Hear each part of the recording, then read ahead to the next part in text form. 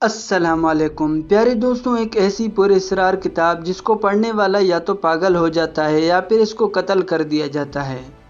और ये बात कितनी सच है कि ये किताब दुनिया की सबसे ख़तरनाक किताब है और दुनिया के बहुत सारे ममालिक में इस किताब को पढ़ने पर पाबंदी क्यों आयद की गई। प्यारे दोस्तों, आज की इस मुनफरिद वीडियो में हम आपको एक ऐसी शैतानी किताब के बारे में बताएंगे कि जिसके बारे में जानने के बाद आपके होश उड़ जाएंगे। इस शैतानी किताब को क्यों तहरीर करवाया गया और इस किताब के लिखने का मकसद क्या था और शैतान इस किताब को तहरीर करवा कर क्या कुछ हासिल करना चाहता था। प्यारे दोस्तों, शम्सुल मारूफ एक ऐसी किताब है जिसको जादुई दुनिया का बेताज बादशाह समझा जाता है।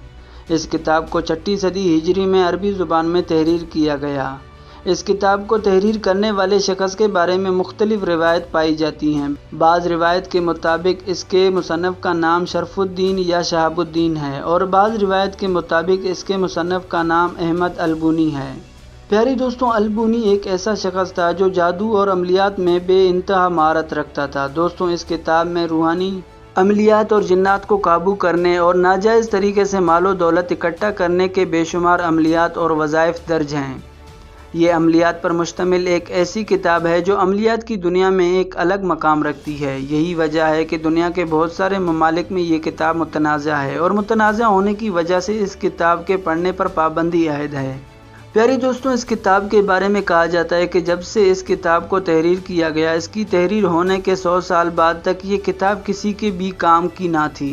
क्योंकि जो कोई भी शख्स इस किताब को पढ़ने की कोशिश करता या तो फिर वो मजनू हो जाता या फिर जिन्नात इस पर हावी होकर इसको कत्ल कर देते। 100 साल तक इस किताब का सिर्फ एक ही नुस्खा था। फिर इसके बाद एक नामालूम शख्स की तरफ से इस किताब में बहुत सारे रद्द-व-बदल किए गए और इस किताब के बहुत सारे नुस्खे तैयार किए गए। इस किताब में रद्द-व-बदल करने की वजह ये थी क्योंकि मुसन्निफ़ की जानिब से इस किताब के अंदर बहुत सारे ऐसे अमलियात लिखे हुए थे जिन अमलियात की मदद से इंसान बहुत बड़े बड़े ताकतवर जिन्नात को अपने कब्ज़े में कर सकता था। इसी वजह से जिन्नात इस किताब की हिफाजत किया करते थे और जो कोई भी शख्स इस किताब को पढ़ने की कोशिश करता या तो फिर जिन्नात इसको पागल कर देते या फिर इसको कत्ल कर दिया जाता, ताकि कोई भी इंसान इस किताब को पढ़ ना सके और ना ही जिन्नात को अपने कैद में कर सके। रिवायत में आता है कि कुछ अरसा गुजरने के बाद एक अजनबी आमिल की तरफ से इस किताब में से इन नुस्खों को निकाल दिया गया, जिन नुस्खों की वजह से जिन्नात इंसानों को कत्ल किया करते थे। लेकिन अब भी इस किताब में काले जादू और जिन्नात को कैद करने के बहुत सारे अमलियात हैं। यही वजह है कि कोई भी इंसान इस किताब को ठीक तरह से समझकर पढ़ नहीं सकता और जो कोई भी शख्स इस किताब को समझने की कोशिश करता है वो पागलपन, मिर्गी या जनून जैसी बीमारियों में मुब्तला हो जाता है। प्यारे दोस्तों, कहा जाता है कि 6ठी सदी हिजरी में ये किताब मोहम्मद बिन अली बिन जैद के कब्ज़े में आ गई। ये शख्स बहुत ही मालदार था और मज़ीद माल के हसूल के लिए इस शख्स ने एक बहुत बड़ी रकम अदा करके इस किताब को अपने कब्ज़े में ले लिया ताकि वो इस किताब में मौजूद शैतानी अमलियात को पढ़कर मज़ीद मालो दौलत इकट्ठा कर सकें। इस किताब को ख़रीदने वाले शख्स का ये बयान है कि जब भी वो इस किताब को खोलकर पढ़ने की कोशिश करता तो इसके सामने एक स्याह रंग की अजीबुल खलकत मखलूक ज़ाहिर हो जाती, जिसकी जिसामत की स्याही को देखकर और इसके चेहरे पर छाई नहुसत को देखकर यह शख्स बेहोश हो जाता। इस शख्स ने बहुत दफ़ा इस किताब में मौजूद अमलियात को करने की कोशिश की, लेकिन वो हर बार नाकाम हो जाता। हर बार की नाकामी के बाद इस शख्स ने इस किताब को एक आलिम दीन के सुपर्द कर दिया। प्यारे दोस्तों, जिस दौर में भी ये किताब मौजूद थी, हर दौर में शयातीन और जिन्नात इस किताब की हिफाजत पर मामूर थे, क्योंकि इस किताब में तहरीर ऐसे अमलियात मौजूद थे जिसकी वजह से वो जिन्नात इंसानों की कैद में आ सकते थे। प्यारे दोस्तों, इन तमाम तर वाक़यात के बाद ये किताब एकदम से गायब हो गई और फिर इस किताब के बारे में किसी को कुछ इल्म ना था और फिर अचानक से 7वीं सदी हिजरी में ये किताब अचानक से मंजर आम पर आ गई।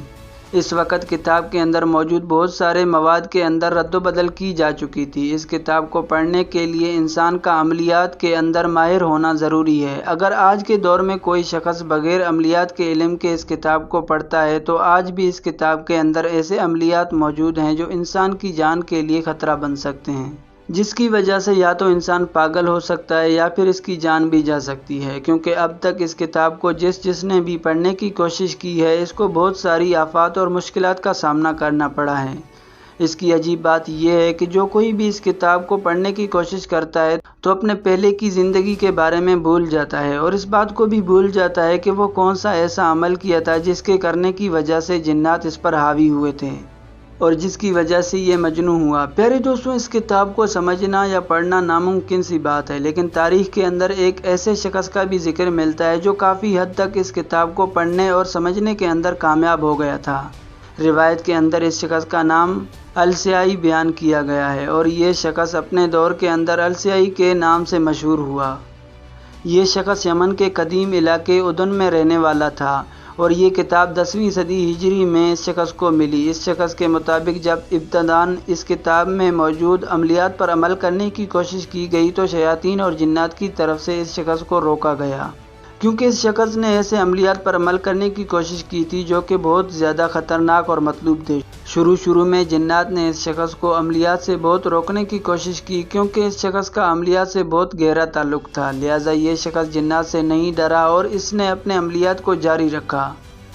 اور یہ شخص خوب جانتا تھا کہ جنات کی طرف سے اس پر کون کون سے حملے ہونے والے ہیں، لہٰذا اس نے اپنے آپ کو ان حملوں کے لیے پہلے سے تیار کر رکھا تھا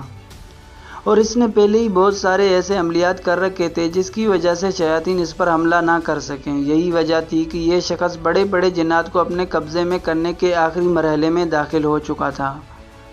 اس مقام پر پہنچنے کے بعد جنات نے اس شخص کو مات دے دی اور یہ جنات کو قید کرنے میں ناکام ہو گیا۔ یہ وہ واحد خوش نصیب شخص تھا جو جنات کے ہاتھوں بچ نکلا اور جو قتل ہونے سے بچ گیا۔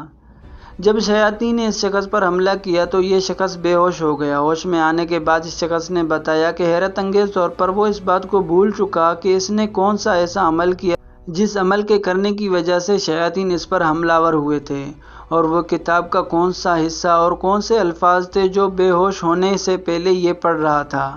ہوش میں آنے کے بعد اس شخص کی جان تو بچ گئی، لیکن اس شخص کی حالت یہ تھی کہ یہ اپنی پہلی زندگی میں ہونے والے واقعات کے بارے میں کچھ خبر نہیں رکھتا تھا اور وہ سب کچھ بھول چکا تھا۔ پیارے دوستوں، بعض مصنفین کی طرف سے یہ دعویٰ کیا جاتا ہے کہ اس کتاب کو شیطان نے خود کسی اجنبی شخص کے جسم میں داخل ہو کر اور اس کے جسم پر قبضہ کر کے لکھوائی تھی، تاکہ انسان مال و دولت کے لالچ اور ہوس میں مبتلا ہو کر اس کتاب میں موجود عملیات پر عمل کر کے اللہ تبارک و تعالیٰ کی وحدانیت سے دور ہو کر کفر و شرک کے اندر مبتلا ہو کر مریں اور جہنم کے مستحق قرار پائیں۔ کیونکہ اسلام کے اندر جو کوئی بھی کالے علم کے عملیات کرتا ہے وہ شریعت کے دائرے سے باہر ہو جاتا ہے، اور شیطان کا ازل سے مقصد ہی یہی ہے کہ وہ انسان کو رائے حق سے دور کرے اور کفر و شرک کے اندر مبتلا کر کے اس کو واصل جہنم کر دے۔ اللہ تبارک و تعالیٰ سے دعا ہے کہ اللہ تبارک و تعالیٰ ہمیں نفس و شیطان کے شر سے محفوظ فرمائے اور نیک عمل کرنے کی توفیق عطا فرمائے، آمین۔